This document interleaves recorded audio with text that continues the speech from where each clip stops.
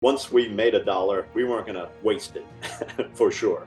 I didn't buy a new car or anything. The business took all the money for years. And, I was on a very measly salary. I didn't take a penny out that I didn't need to pay electricity or something else for like 5 years, probably. I need your brain for a day. That's pretty impressive, Jerome, that you remember that. That's correct. That's what poor people have to do. There's a difference between a dream chaser and a dream catcher.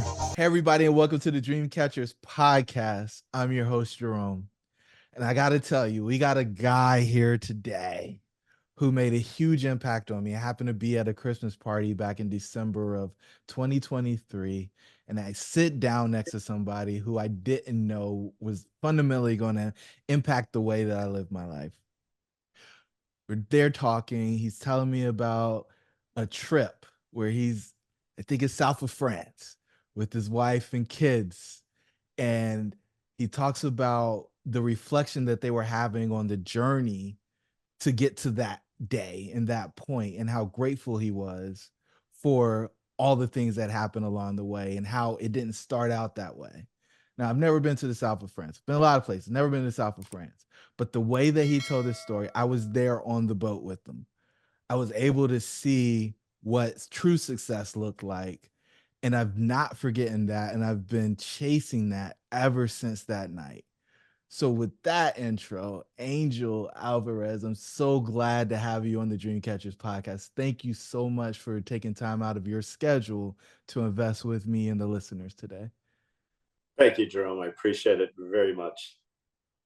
So I like to open these shows with the simple question. So you had an exit? Yes.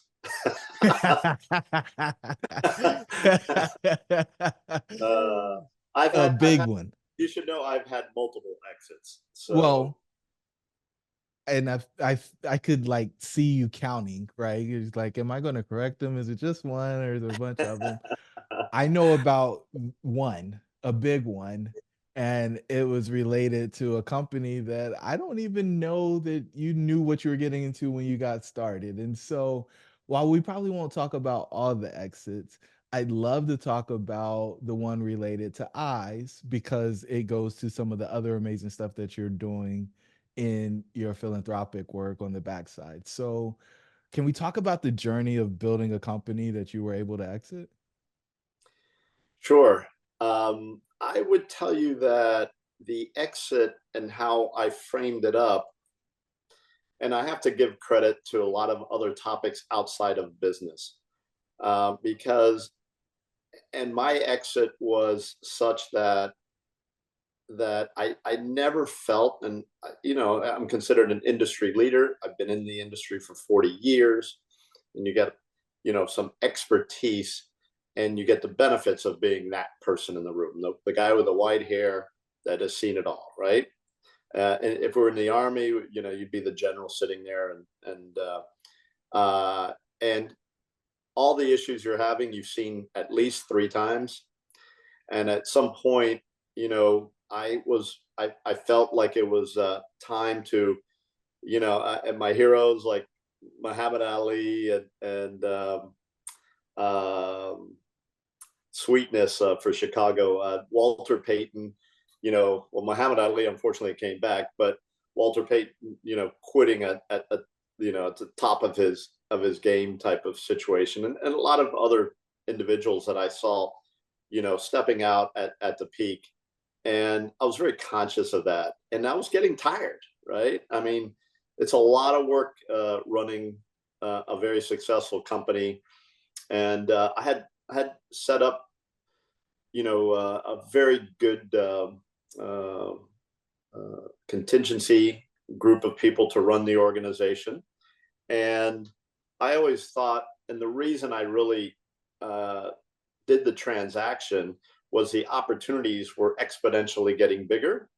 And I had already exhausted, putting my house up. I think I put it up officially 3 times. And my wife was very supportive, by the way, which, I mean, you have to have a supportive partner in this, because she had to sign the papers with the bank as well. And the opportunities were that I was going to get out really in order to have the money that I wasn't personally on the hook for to take the organization to the next level, which we did do. 3 days after exiting, I'm sorry, 3 months after exiting, we bought the second largest competitor in the space for a lot of money that, I mean, I would have had to pledge everything to, buy that organization. So at the point of the business cycle, I felt strongly that from this point on, I could have, bet everything to double the size of the company or take in a partner that would, we offset some of the risk of doing it. Not to mention, every time we did an acquisition, very conscious, we're picking up talented people along the way, right? I think that's one of the understated things that acquisitions do. When you're acquiring a company, they have talented people, right? The key is not to, spend the time and the effort to make sure you understand who they are on that team, the A players that traditionally the acquirer's culture just absorbs and disregards these super talented people. And they, of course, A players are the first ones to leave and go work for go work for your competition, right? So we built the organization with that type of culture, and I had successfully delegated the operation of the company where I was working strategically on the company. Our definition of in the company was anything longer than 12 months was the strategic part.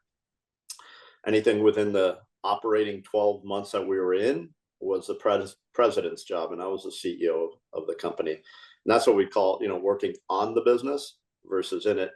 And that one thing where I got out, extracted myself out of the everyday running of the business. You want to say I was out 100%, but unfortunately I was not. I was probably out 60, 70% of the everyday. Allowed me to take all that energy and attention on growing with strategic relationships around the country with very large customers, with our manufacturers that we worked with, obviously, in acquisition, which is what I really did, including opening up internationally into Canada and the like. Yeah, those are the things that I was doing because I extracted myself out of the daily. So you have to make room for you as a leader and delegate and make sure you keep the culture of the organization, which, I mean, all these individual statements are books have been written on, right? It's a big deal. It's a big deal. It's complicated. What's really cool though is you kind of walked us through. So we think about exits, there being 8 of them. You're one of the folks who've actually gotten to 8, which is pretty rare, but it's commensurate with your level of success. And you talk about white hair. And so if you're in the industry for 40 years, unless you started when you were like 3, that puts you in, 50s or 60s, depending on if you started in the teenage years or not. So like there's time in the chair that allows you to accomplish and achieve things that you can't get if you don't actually have it. And so you like you landed on at least 5 of the 8 exits. I want to go back to the very beginning. Did you start out your career as an employee in some company, either a small business or a big one? Yes. So related to the eye business, which the company is ABB Optical Group, in the vision business, I started with Vision Service Plan as a sales representative. And what was very valuable is that it's called VSP in the state of Florida, where I was hired as a sales representative, was a startup. It was kind of a franchise model of the company that started in California. And franchise isn't the correct word. It was a division of independently owned, right, by the eye doctors at the time, but the parent company was based in California.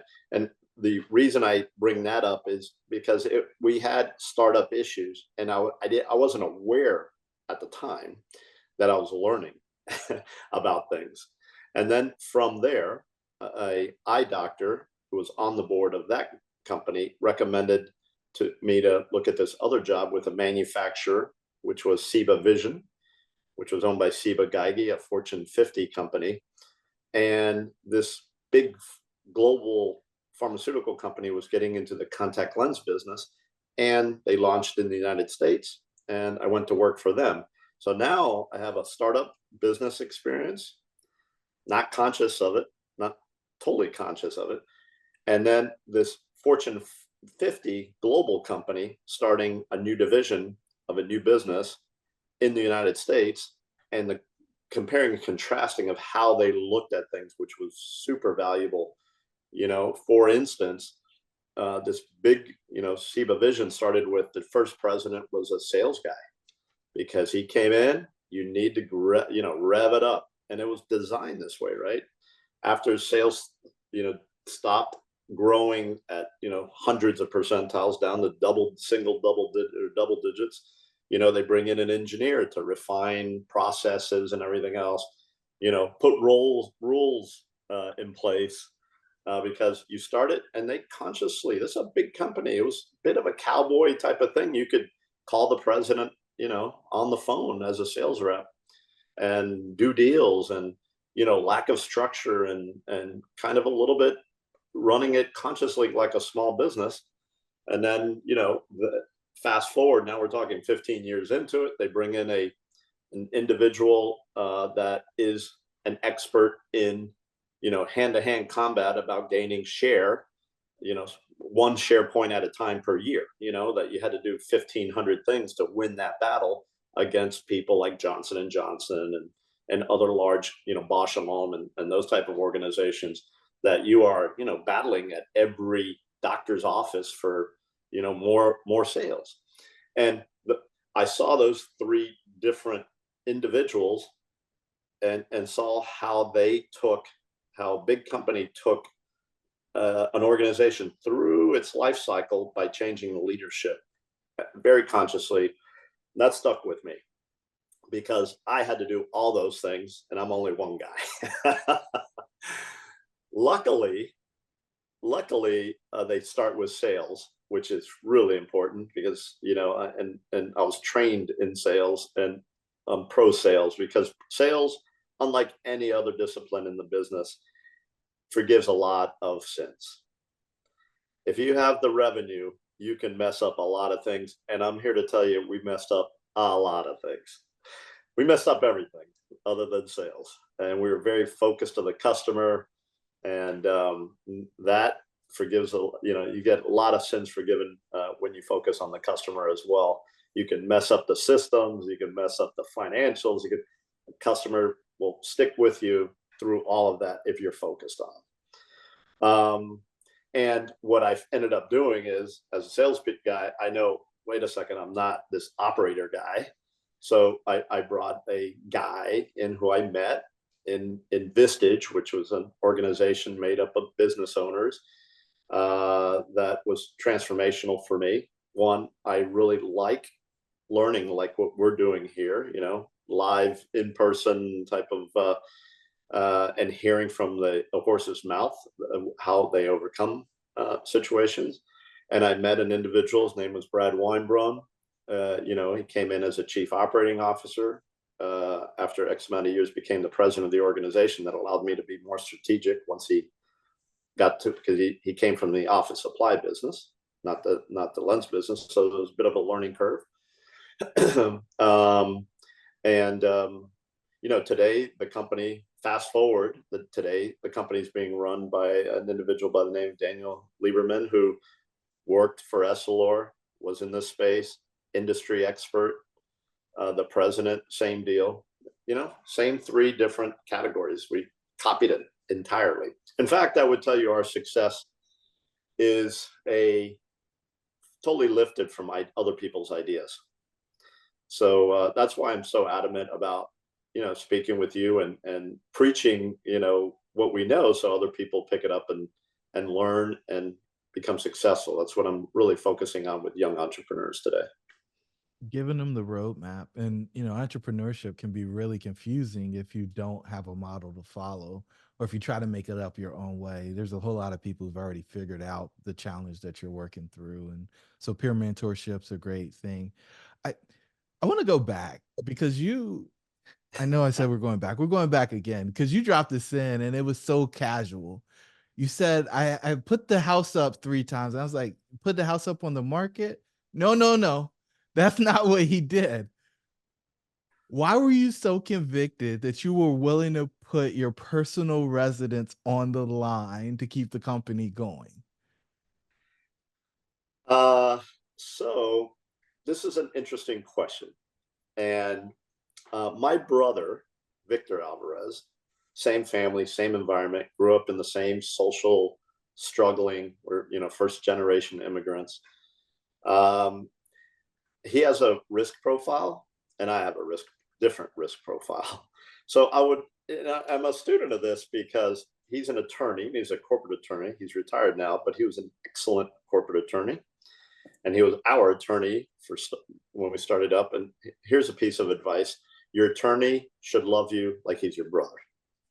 That's number one. If you get that, you're off to a good start, because it's very important that my brother helped me, because he loves me, and a lot of stuff that I got myself into, and just normal legal, how important, I don't have to explain that to any business owner, how important all that is. So I looked at it. I would tell you, Jerome, I didn't see the risk. I did not see the risk. My brother saw nothing but risk.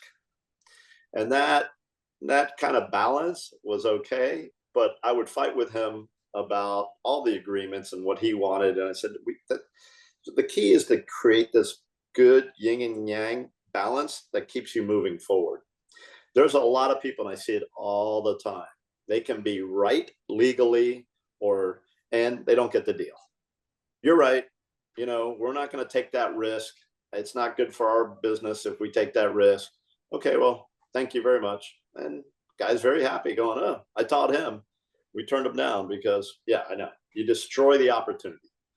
So this balance is really important. But I'm here to tell you that it was one thing, because in the business, doing it every day, partnering with the doctors, partnering with the employees that were next to me working, I felt super confident of what we were doing, super confident.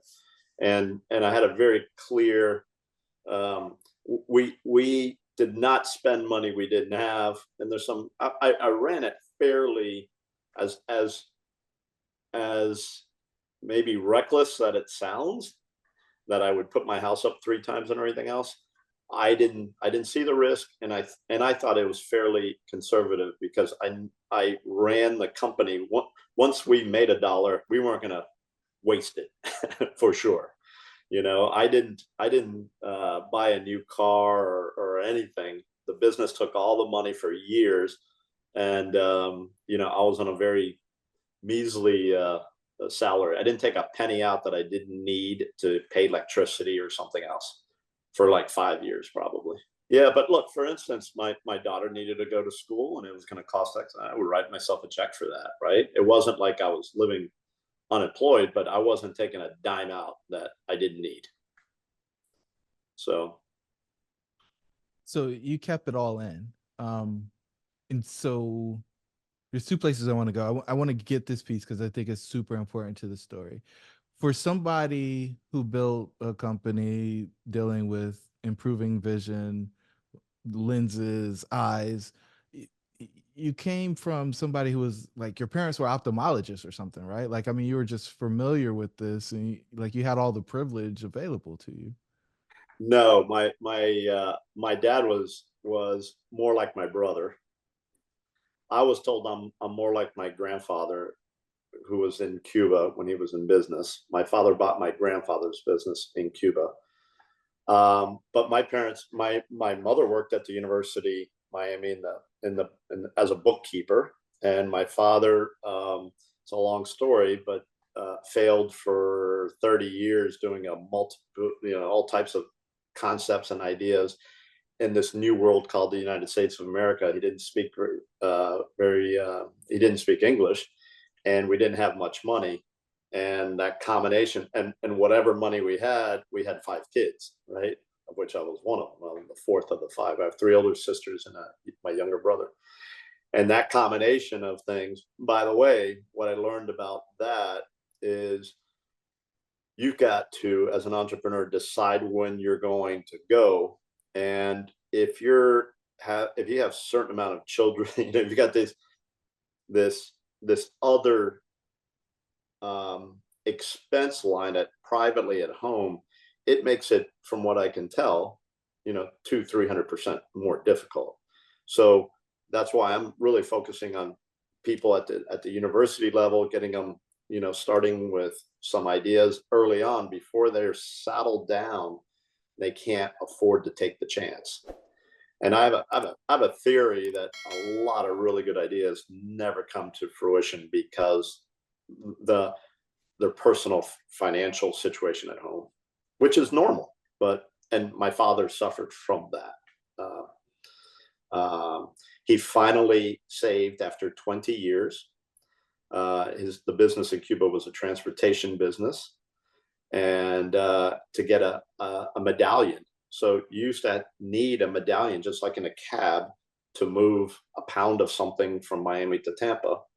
So it took him 20 years to save up to $40,000. He got one, quickly came in, got a second one, and then Jimmy Carter deregulated transportation. He never recovered from that second hit. He just never, yeah. So imagine immigrant coming over, 20 years saving, medallion, gets into the business he's passionate about, what he did in Cuba, doubled down, saved that, got the second medallion. I want you to know $40,000 in the 70s was, you buy a house for $40,000, right?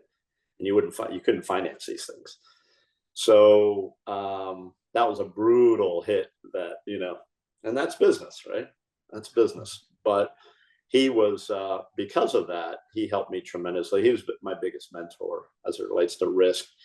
Growing up in that environment, Jerome, negates for me risk. I have it's an altar, right? Picture of my grandfather, my father, their father, my mom, who's tough as nails, by the way. Mothers are unbelievable. Her father, and that gives me tremendous strength compared to whatever I think I'm dealing with this morning. And I have it in my closet. It's a little thing, the size of an iPad, a couple pictures, and it's I communion with them and say, I don't have any problems. And compared to what they've gone through, this doesn't even. And that is what I learned from my dad. And that's how I offset. It just was built that way because of my own personal experience. I just didn't see the risk. So So what gave you the confidence? Because I mean, your mom, if I remember correctly, was working at Miami so that you could go to school for free. very good. You're a genius, man. I need your brain for a day. That's pretty impressive, Jerome, that you remember that. That's correct. That's what poor people have to do. You know what I mean? But intentional, right? She went there and put my brother and I through university as an employee benefit after 5 years of working there. And she started 7 years before we got there. We would go as a benefit. And when my brother and I were going to the University of Miami, the benefit was greater than our salary because we were there 2 years. He's 2 years younger. We shared 2 years. In those 2 years that we were both there, the benefit of the tuition benefit was greater than what she was making. How's that for a benefit? Wow. So, but very intentional, looked into it, decided, got a job there, took her time to get the job there with saying, 6 years, 6.5 years from now, my sons are going to go to school there because that's the only way they're going to afford to go to school. But the foresight, and before we started recording, we were talking about people who have tremendous success being intentional. Yes, sir. And so you talked about your dad being a risk taker, right? Willing to bet it all, fighting against the odds in spite of he's going to do the thing. And then we talk about your mom and her intentionality, and she saw education as a gateway to help you guys get to a new station in life, because at that time, like, a college degree was the thing that qualified you for stuff. And some people get around it in sales, but you probably needed it for the sales role that you ended up in when you were first starting out, that kind of 100%. opened up the doors, right? mandatory college, you'd see the job listings, you had a mandatory 4-year degree. Absolutely. Okay. So was there a point? So did you take over the companies that you were doing sales for? Like, did you buy it or did you start No, from nothing? this was a failing organization that I started. Well, I got the owners to start. So the ABB started as a pure contact lens distribution company. Today, it's an optical platform, right? We have lenses that you put in the glasses. We manage frames and sunglasses, technology that you use to run the practices, the recall systems, insurance verification systems, all those type of things. We own those companies. So it's a broader organization. I began with the largest ophthalmic lab, people that make lenses for glasses. I convinced them as a sales representative to distribute, which was a best practice throughout the country, to distribute contact lenses, the same customers, as a manufacturer representative. And I got benefit from that because I sold them the lenses that they would sell out. And we actually signed them up on a December. And I remember because it was a nice Christmas, because as a distributor, you had to carry it. It was a good sale. Hey guys, as you might know, a very small percentage of the people who actually listen to this podcast are subscribers. So do us a favor, subscribe. In fact, we did some analytics and we found out that only 25% of the people who listen are subscribers. And our goal is to get that to about 75% over the next 3 months. So do us a favor, hit the subscribe button so you get notified when our new episodes come. We plan to bring immense value to you guys going forward as we continue to improve the content that we create at Dreamcatcher. Your dreams should be real. Let's get back to the show. Long story, but those guys wanted to divest themselves from that business. They didn't understand the business, and they wanted me to buy a third of the entire business. And I said, I just want this little thing that's losing $80,000 a year. It was probably about $500,000 revenue, losing $80,000. And that's what I took over. It was 3 employees, 3.5 employees. There's 2 shared employees. So equivalents of 4 employees and myself that started the company. So today, the Optical Group, when I left as the CEO, is a $1.5 billion company and 1,700 employees. And it was definitely a success story. That's a lot of revenue per employee. Whoa. That he said with the B, y'all. So how did you even know you could buy a business, Angel? No money down. No money down. So, Jerome, when I was in college, I started several businesses. I'm a finance major, and you would take courses in finance. One of it was real estate. And this was when there was still, regular TV channels, and this commercial would come on, and it was an Asian guy. His name was Tom Vu. And Tom Vu would stand in this commercial on a yacht. And this guy, I'm not sure how tall he was, but he had 2 very tall blonde women flanking him on each side. And his commercial was, do you think these women are with me because I'm good looking? No, it's because I'm rich. And I'm going to show you how to make a fortune in real estate with no money down. And that got my attention. So that's my story of how I started flipping houses with no money down. And they're still assumable mortgage today at FHA, and it's a little bit more complex, but they were freely assumable loans back then, which literally people would sign over the mortgage to you and I would, with my credit card, charge $3,000, whatever the gap was. I had a real estate license because I studied it at the university, passed the test. So I would look for houses that had $10,000 of equity, and the rest is an assumable mortgage. and between, reducing the price and deducting my commissions, between $3,000 and $4,000, put it on my credit card and buy a house.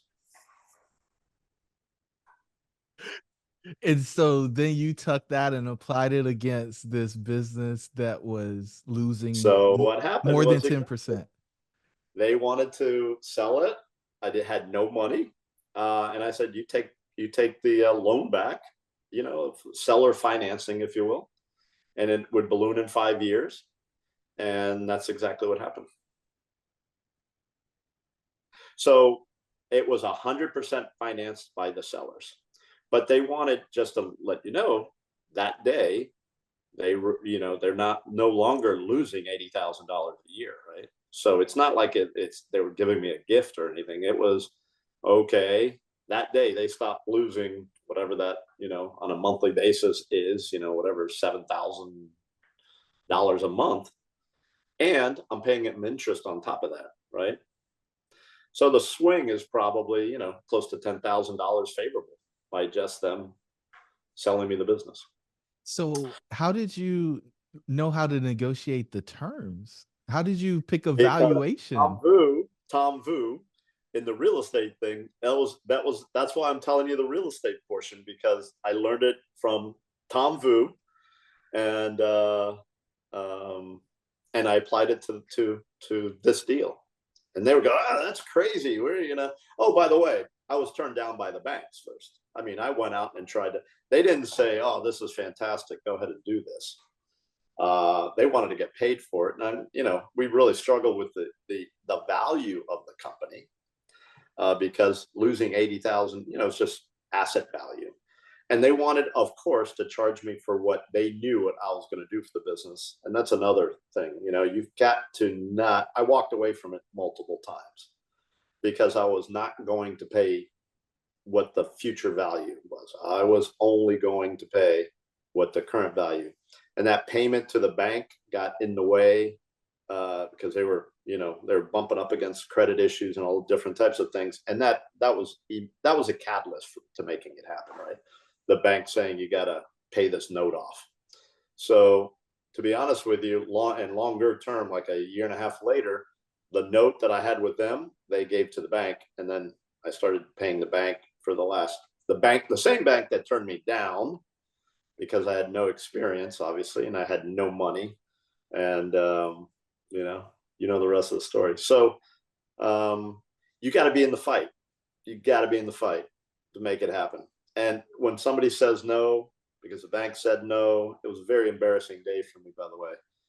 The banker told me, bring your anything that would help. And, I brought all my sales awards and everything else. And she said, I was just kidding about that. I'm going, oh my God. Anyway, they turned me down because never run a business before. Right. And no money. Wait, let me reverse that. No money. I had no money. And then secondarily, I never ran the business before. Yeah, they're happy to lend to you when you've got plenty of money that backs up whatever you're asking to borrow. So what was the actual valuation of the company when you bought it? Like, what'd you buy it for? So let me tell you that story and why I say you need to have your attorney love you like a brother. They wanted $250,000 for the company, based on a company EBITDA was minus $80,000 a year. So, and I was willing to pay that because of that comment that I made before. I was striking a balance. It wasn't going to happen any other way.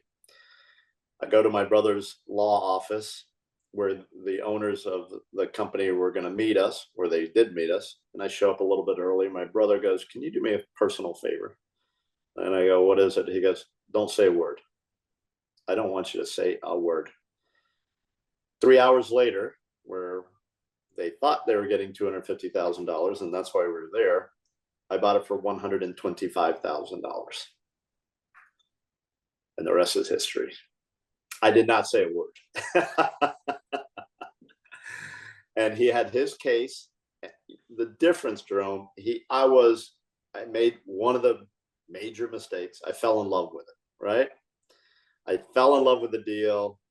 in my mind, I already was leaving the manufacturer. I needed this to happen. It's kind of like, you should see me buy a car today. The guy goes, don't you want to take it for a ride? Nope. No. In fact, I'm leaving unless I get this right now. I now do it online. But the point being that he protected me from my own selling against myself and overpaying for a company and paying for what I was going to do for the company. He had a very good case that it wasn't worth $125,000, right? But at the end of the day, we struck down the middle, and he did a masterful job. And I remember initially, because he ended up accepting shares of the company, because that's something my father, and a very Cuban thing to do, is give your attorney or your accountant shares within the company to keep, everybody engaged as owners. But that day, I remember going down, and it was over. I was extremely happy. And I said, I got to give you some shares. The company Dad wants it. And he goes, I've seen the financials, So I ended up he accepted the shares downstream years later when, he actually had to pay taxes on it in order, because it was more valuable. So, and that worked out obviously very well for him as well. So that's how I paid for the company, and those lessons within that negotiation for that, obviously. Clearly. So I just want to reiterate this. You bought something for $125,000. And when you left as CEO, you had 1,700 employees, and the company was valued at 1.5 billion. It's valued higher than 1.5 billion. Well, 1.5 revenue. 1.5 billion in revenue. Yes, sir. So you went from $1 million or $500,000 in revenue to 1.5 billion in revenue. Right. I can't emphasize that enough. All from a guy No money who down, baby. No money down. no money down. No guts, no glory. How long did that take? 20. Well, that was the last big exit, right? We had different things along the way. Recapitalization is what Wall Street calls them.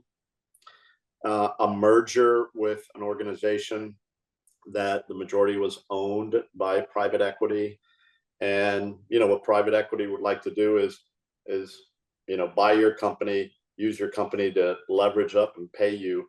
So what we did was let's merge the two companies. Our company would be the majority shareholder, and then we'll do the recap. And by the way, we get the majority of the recap because we're the majority shareholder. So those were just chess moves, smart, longer term, better, very successful, different, right? We were the first company. Prior to that, we were the first company that Wells Fargo, the bank, and us, we used a asset credit based loan to acquire other distributors. First people to do that within the Wells Fargo banking system. So there's, you can have creativity in all different types of sales and marketing, creativity in product, but there's creativity in customer service, there's creativity in financing, there's creativity in research and manufacturing, and you want to have creativity throughout the entire organization. I was listening to one of your podcasts, and this guy was incredible. He was talking about I'm terrible with names, but he was referring to God created God created man and created the world, and he created it out of his own creativity, right? And he wanted to instill on us to be creative, right? He wants us to. We were created in his image, and he was showing us how creative created the universe, right? Do you recall who that individual is? You It sounds probably like Myron. It sounds like It is Myron. Myron. It is Myron. He's not far from me. He's over in Tampa, man. That Man, guy he is is. He is. cool. You want to definitely hang out with him. Yeah. He's got. I learned a lot from his podcast. Congratulations on that. He's a real deal for I sure. was just down in Well, Tampa with him a couple of weeks ago. Um, okay, so I know I'm running up on the time that you've been so kind to share with me. There's it's going to be an abrupt pivot, but I think it's so powerful. So you're a true philanthropist, like every sense of the word, and you didn't wait until recaps and exits to start doing that. You share with me at dinner what you were doing with your girls. Well, I think it was with your girls. Yeah. And and yeah, about figuring out how to give. And it's something that my children are going to get exposed to this year. Like Leah just turned 12, Kay is 14, and they're thinking about how to earn. Leah's selling candy at school and she's figuring out how to double, triple, quadruple her money. And Kay is just she's really good fiscal manager, but they haven't figured out the giving part yet and the generosity. And I said to them the other day, because we were having a conversation, and they were like, "Yeah, I wouldn't give my best friend money." And they were like, I was like, "Oh no, am I raising selfish children?" But you share with me how you started getting your children involved in philanthropy. So, can we talk a little bit about that and give the yeah. listeners some So ideas on I how to mean, do that? you stumbled on something super important, right? Because and you've got to be careful not to, if my kids are old and were older when I got them involved than your children, um, but you want to be able to with younger children. It's not about money; it's about how they treat other children. I mean, how we did it anyway. Treat other children, and we as a family, the things we did around Christmas and Thanksgiving for other families and things like that. So I wasn't asking them to take out from their own either allowance or anything else, but show them that as a family the type of values that we practice and how we want to help people and why we should, and because we've been so fortunate, God's been so good to us that we want to help other people, and how everybody felt about that, right? Which was really nice. I mean, you go in and you help a family. I mean, you get back in the car and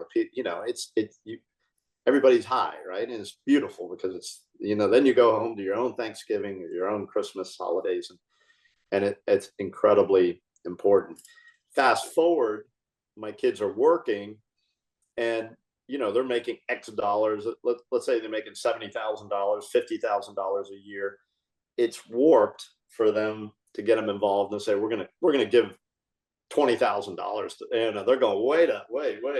So you've got to be careful with that because it'll warp their own sense of value if you're giving away lots of money that they're working hard for, and there's an imbalance there. So what we ended up doing is get them involved, because money is one thing, but the next thing is what somebody told me a long time ago. God doesn't need your money, Angel. He doesn't need your money. What he needs is he's giving you special talent, and he wants you to help others with that talent. So what we did was we visited, and you can take your kids, to different charitable but go into the office and then do things, just help out wherever you can. We went to uh, St. Vincent de Paul and packed food. And there's a lot of things you can do with teenagers. And you don't do it. I mean, we didn't do it a lot, right? But we probably did it 3 or 4 times a year. And we put in an afternoon. We made bologna sandwiches. I made the biggest bowl of guacamole ever, I think. Somebody dropped off like 5 things of avocado. And I'm not kidding you, Jerome. I made the biggest avocado bowl you've ever seen in your life. And you can do all those things. Just kind of work your way in and massage yourself in. And then lastly, what we ended up where we're at today is the kids are very more comfortable with the amount of money because now they're much more successful themselves. And we do like a Shark Tank thing. And the rules are you have to do research on what you're recommending and what you're pitching. And then we as a family decide who the winner is and who comes in third or fourth, and the amount of money that we have a pot, and we divvy it up depending on what everybody decides of the four different charitable organizations, who deserves the most. And sometimes we have divvied it up quarter, you know, but they have to do their homework. They have to make the pitch to everybody else. They've got to meet the person, you know, they have to go there and do their homework in order to do it. So they're engaged. It's more important to us that they're engaged with the organization and understand it and do the homework on their leadership. Since I have three daughters, we tend to support organizations that are run by super women. And there's some just super women out there doing some ridiculous changing the world. And you know, just making, the best part is becoming aware of that. It makes you as a family feel good, you know, because you're not too quick to say the world's going to hell in a handbasket if what you're doing is meeting all these people doing all this fantastic work, right? So there's some optimism and hope that kind of flows from that, which is kind of cool. Yeah. And the ability to do that at a level that can actually transform the organization or keep the organization going, depending on where they are in the continuum, is really exciting. Um, Ray Yeah, does so I fundraising. yeah, and look, because of my experience, I help when the CEO asks me. We work with Voices for Children, for instance, and the CEO of that organization and I talk, you know, at least quarterly. And I just visited a big project that she's working on, and this is for kids that are in foster homes where they go after school, and it's the work she's doing is unbelievable. And I'm giving her my advice of the, you know, real, the things I can give her advice on, right? But it's you know, charitable organizations are fundamentally businesses like everything else. So Got to run it and like a business if you want to sustain. I know Ray yeah, just she does fundraising for the largest HBCU in the country, and she just got a $20 million gift in wow, one fell swoop. And it's just like, you know, the endowment's grown, I don't know, like 8 or 10 times since she started doing the work that she does there. And so it wasn't life changing money for the organization, but it was helpful. And, you know, philanthropists can help move these organizations to have huge impact. Um, Angel, the last question I'd like to ask you today is, because we've covered so much ground, and as you guys could tell, he's got a whole lot more to give. And so maybe one day we'll be able to get him back on. But the last question I'd love to ask you is, what's the one thing you want listeners to take away from the episode? you know, I will tell you that, and I get confronted with this all the time. People that just because they failed initially, they don't try again. And you know, before I started the organization that created my wealth, I'd, you know, gone sideways. I probably had started 6 or 7 different things that just never got off the ground, you know, and it's a mindset that, and I again, Jerome's, I think it was Myron who said it, that look, failing is part of being successful because you're not going to make those same mistakes again. So don't be, you know, discouraged about it. Use it and leverage it, learn and keep moving forward. So I would just don't take no for, and particularly if you're passionate about something and you know it's right, and no one else, you don't have to sell other people on your vision. I had a lot of people tell me that I was crazy doing what I was doing, you know, with leveraging the house and things like that. And you don't, you have to be clear on the vision, not anybody else. Mm. Angel, you're a dream catcher, man. You've opened up the eyes of so many people on what's actually possible for them. And for that, I'm eternally grateful. So thank you so much for coming on today. Thank you, Jerome. I appreciate it It's very much. Listen, if I can do it, anybody can do it. Trust me on that. So you take care, later Jerome. Thanks for having me. I appreciate it. for sure. To the listeners, your dreams should be real. We'll catch you on the next episode.